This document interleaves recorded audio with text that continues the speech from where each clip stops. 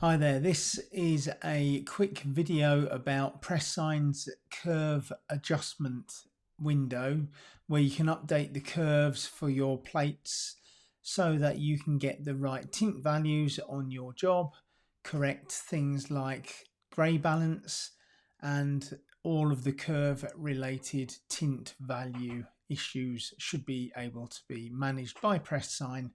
It's not that easy to understand, so I'm going to try and go through it with you now. I'm on pressSIGN 11, so if you're not on pressSIGN 11, please get that. It's got fully updated curve calculation functionality in the background and does a very good job because of that. So we start off by looking at the pressSIGN summary interface. This job has already been launched and I've got multiple readings down in the bottom left hand area of the window. You can see all of the readings just here.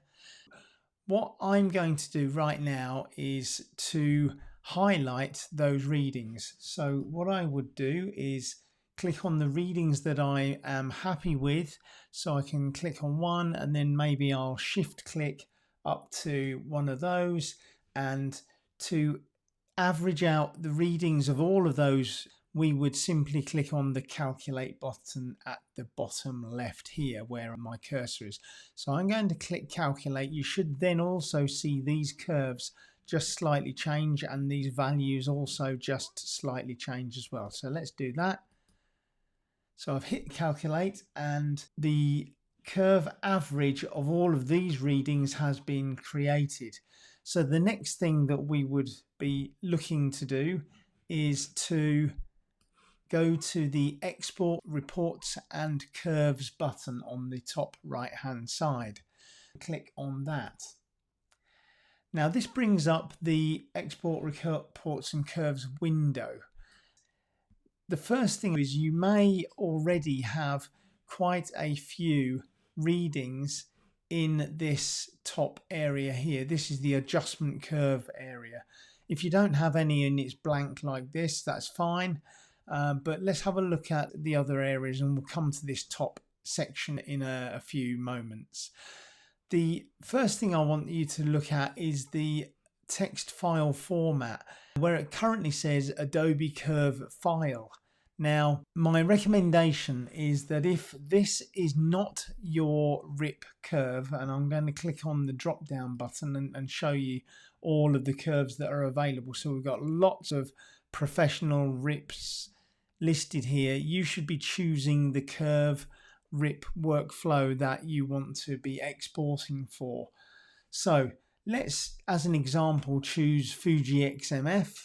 So once I've chosen Fuji XMF in that workflow, what I want you to do is to close the window. So we would go down to the bottom right and close it, because what we really want to do is calculate these readings with the curve already set in the export reports and curves window.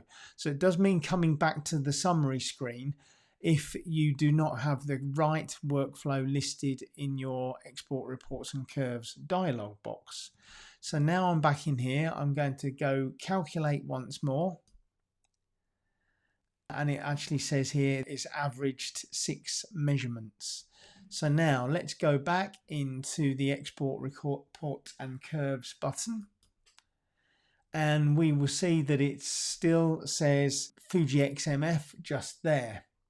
Now let's have a look at this drop down box, because it says calibration curves. There are, with some workflows, a few different types of curves that you can select to output. Fuji XMF only has these calibration curves, but you might want to choose a different style of curve. You would of course have to know your workflow pretty well and to be able to look and see which kind of curves you're looking to export.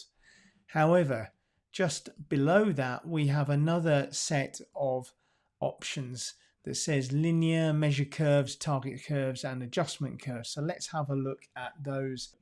The linear is kind of obvious. So on the left hand side we've got the dot value and all of the dot tint values here. we then have the cyan, magenta, yellow and black, and with some rip curves in the area on the left hand side just over here, you may have a number of spot colors as well if you have measured tint values for the spot colors. There will be no values of anything listed in this measurement dialog box if you haven't measured tint values. So for this to be of any use to you, you must have measured tint values of the solid colors that you're measuring. Okay, back over here we've got linear, so that's kind of speaks for itself. Everything is linear. You've got the measured curves, and so there'll be very likely to be values in there. We've also got target values, so if I click on target, you have target values based upon the target, which is just shown in this target value here. So if your target includes target curve values, then they will be shown in this target curve area as well. So we have target curve values, and then the difference from your measured curves to your target curves are the adjustment curve values, and they are then shown in this dialog box. And these will change based upon your rip workflow and your style of curve that you want to achieve. So NPDC, which is the G7 curve, would give you different values to those that you'll see if you want to produce TVI curves or use pressSIGN's 4CX curve. So they are all going to give you different values in this dialog box. So once we have got this far, we would then click on the save button just here at the bottom of the screen. So I've got NPDC selected. I'm going to click on the save button, and what will then happen is a window will pop up, and it's popped up on my secondary screen and I can't move it, so I can't show you it, but it's a simple window that says what do you want to call the adjustment curve. So you can type in a new name or just go with the default, which is represented by the job name. I'll click OK now, and you'll see that it says here resource test files. It gives me my curve style, the NPDC curve, the date, the target, and a little bit of other information in this window. Also, because this is a brand new curve, my original style here says linear. If I now click on this resource test files, you'll see the linear here changes, and this is very important. So we only need to do this once. So click on the file, and now you'll see the resource test files here mimics the name which used to be linear, where it says resource test files. If I click on that, then that shows me the values of the starting point.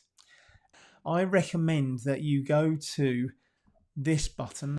There's a double plus button, and that's going to copy your values. So firstly, you've got this clicked, and then you click on the copy button. And what this does is it allows you to save this resource test file. It saves your first measurement readings without adjusting them. So it gives you something to fall back on if you want to try something different.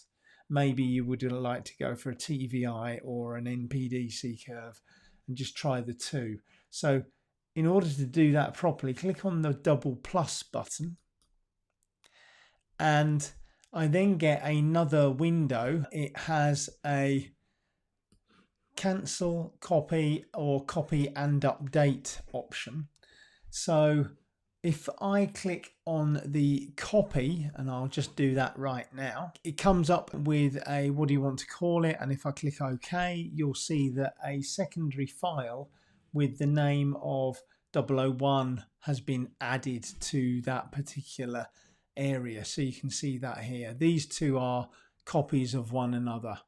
If I want to rename it, I can click in this box and it gives me the ability to rename that file. So I might just put a space in there, for instance. What we then are able to do is highlight that file. So with the copy file highlighted, I can then go down to the update button down in the bottom right hand corner. I'll just bring that up with the bigger highlight. Just there, we would click the update button.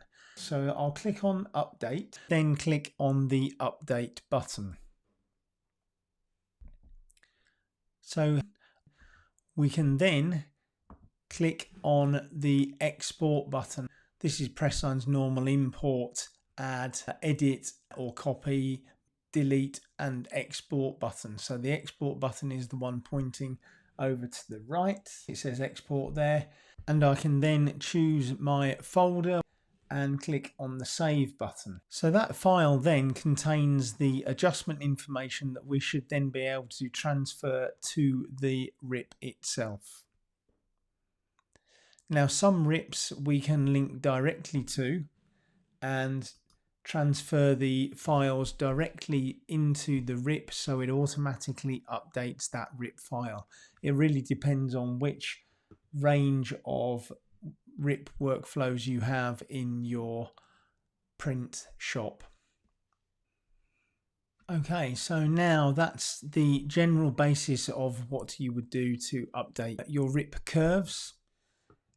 If you have a situation where you do need to update the curves, now just to clarify, if you want to update curves, we need to make sure that the solid colors are as good as possible before we even look at making curve adjustments.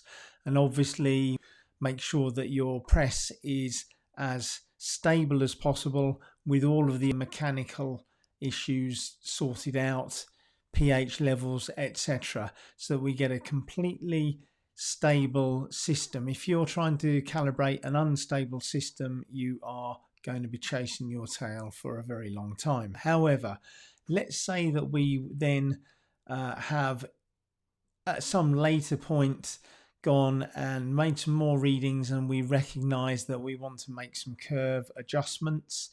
Then what you can do is you would obviously highlight all of your good readings.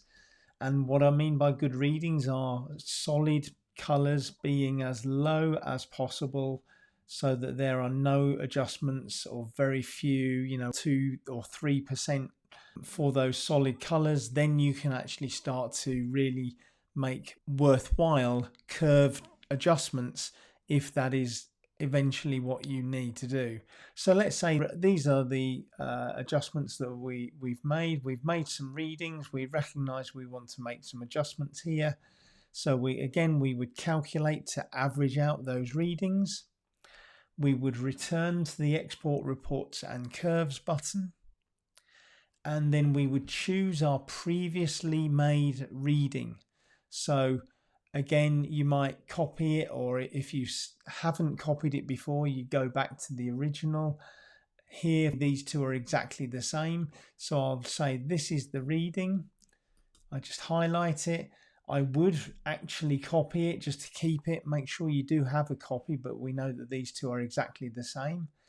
And then I would be able to click on the update button.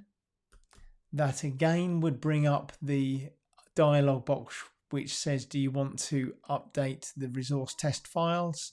And I can then click on update as we see just here. So I would click on the update button. And then you would be able to once more click on the export button on the right hand side. Okay, just there. So that would then export that file for you.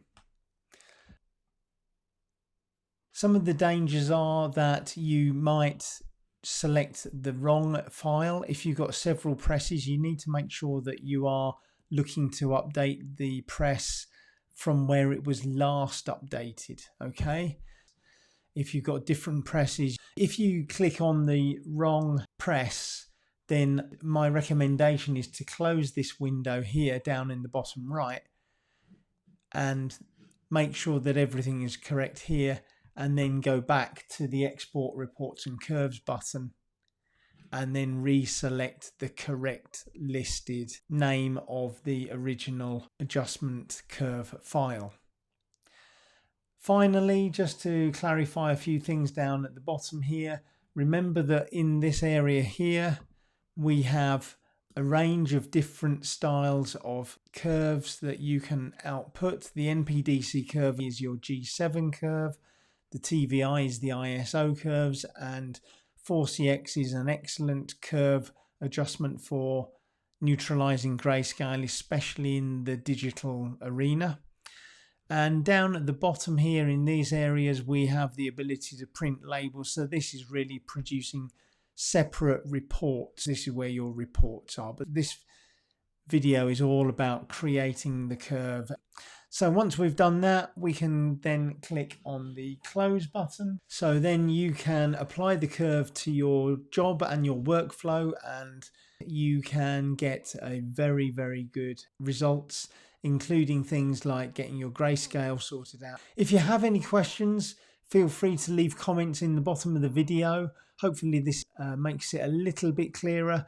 I haven't been able to go through all of the RIP workflows because there are some differences between them, but the options that come up in that adjustment curve dialog box are all representative and dynamic based upon the RIP workflow that you've chosen.